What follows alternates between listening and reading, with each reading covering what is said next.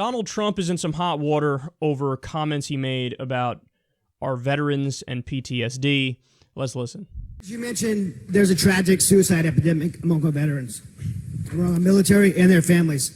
While the military and VA are working on the problem, their efforts continue to fall short. There are a number of faith-based programs outside the DoD and the VA that are continuing to be successful in stopping suicide and divorce rates. Spiritual fitness works on these types of problems. The government is not taking advantage of these programs and services. So my question for you is, when you become president, will you support and fund a more holistic approach to solve the problems and issues of veteran suicide, PTSD, TBI, and other related military mental and behavioral health issues? And will you take steps to restore the historic role of our chaplains and the importance of spiritual fitness and spiritual resiliency programs? Yes, I would. Look, we need that so badly. And when you talk about the mental health problems, when people come back from war and combat and they see things that maybe a lot of the folks in this room have seen many times over, and you're strong and you can handle it, but a lot of people can't handle it. And they see horror stories, they see events that you couldn't see in a movie, nobody would believe it. So what he said there is, talking about PTSD and what veterans go through, he said, well, you know, some people are strong and they can handle it, a lot of you in this room, and others, they can't handle it. So what people are saying is, well, come on, man. It's like you're saying that veterans that have PTSD are weak, or they're not strong, or, you know, something along those lines. And these comments really blew up, and I partly get it because Trump is implying it's a matter of will.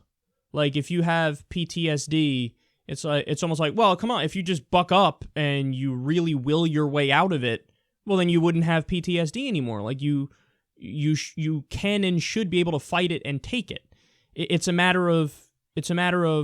moral failing.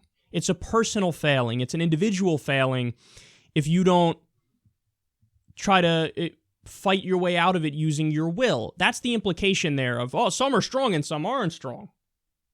So I partly understand why it's blowing up.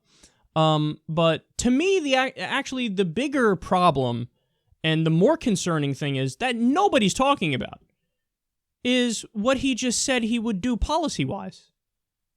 The guy goes up there and he's like, yeah, so anyway, religious programs, faith-based programs work in order to stop PTSD. Will you support them? He's like, yeah, totally. Okay, first of all, no, they don't. There is zero evidence that religion or faith is the answer to post-traumatic stress disorder. Second of all, even if that were the case, which it isn't, you can't fund religious programs. Hello, the United States of America is a secular government. We are a secular country. The government cannot fund religion. And what you're saying is, let's have the government fund religion. So that's the bigger problem to me, is that this guy wants to bring back the equivalent of, you know, government-funded voodoo and doing a rain dance around a fire and putting leeches on somebody's body to try to cure them of some illness.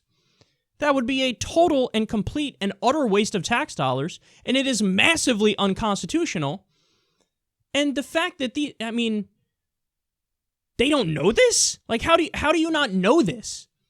The answer to that question, you could phrase it in a way where you let the guy down easy, but basically you got to say something along the lines of, look, I support people going to whatever form of treatment makes them better. This country, we have laws and we have rules and we have the Constitution, which may prohibit us from doing religious-based treatments and funding it with tax money. You got to say something to that effect. If you don't say something to that effect, you're childishly naive and ignorant on issues involving the Constitution and religion and state. But of course, it's Donald Trump, so it'll just take the bait. Yeah, tremendous. We need to do that, believe me. Some people can handle it, PTSD. Some people can't handle it. Dude, that's the part that's more important to me. Again, I get it why people are mad about the other aspect of it. I don't think that was Trump's intention to say that they're, you're weak, you're not strong, even though he did say that. I don't think his intention is like, oh, it is a moral failing on your part to say that to veterans.